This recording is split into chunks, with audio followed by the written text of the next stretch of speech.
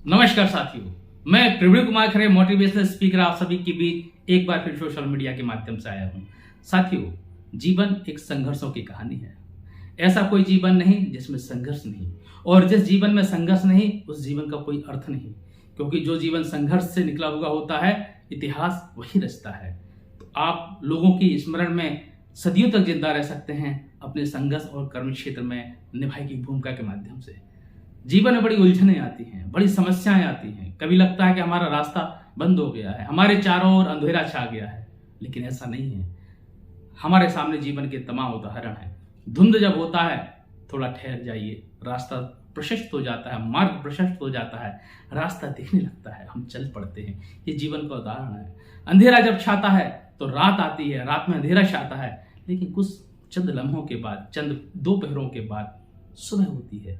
जब सुबह होती है तो एक नई ऊर्जा के साथ चल पड़ते हैं। ये जीवन का बड़ा उदाहरण है। जब आपको कुछ समझ ना आए तो शांति से बैठ जाएं, चिंतन करें, मनन करें, अपने प्रयास किस दिशा में ले जाना है उस पर अपने आप से चर्चा करें, अपने दिमाग से, दिल से चर्चा करें, रास्ता मार्ग प्रशस्त हो जाता है। जीवन में यदि संघर्ष आता है, हमें घबराना नहीं है, हमें परेशान नहीं होना, हमें उलझना नहीं है, हमें अपने आप को थका हुआ, हारा हुआ नहीं समझना है। यदि आपके सामने भी ऐसी समस्या आती हैं तो 2 लाइन मैं आपके सामने लेके आया हूं। यदि आपको अच्छी लगे तो आप जीवन में इसको जरूर अमल करें और निश्चित तौर पर मार्ग प्रशस्त हो जाता है।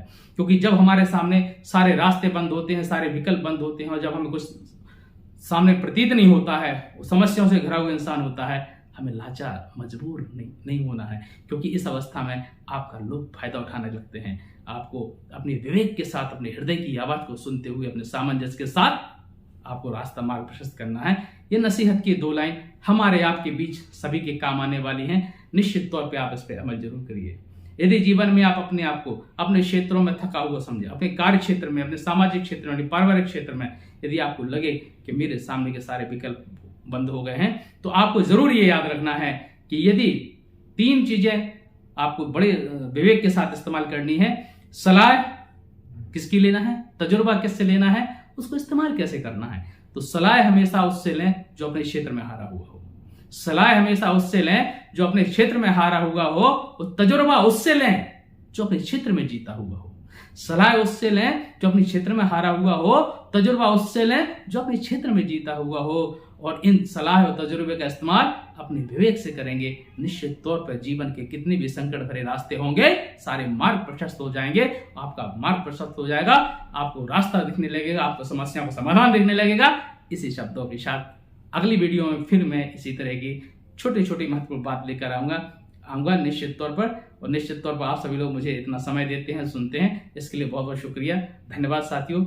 जय हिंद साथियों, जय जगत साथियों।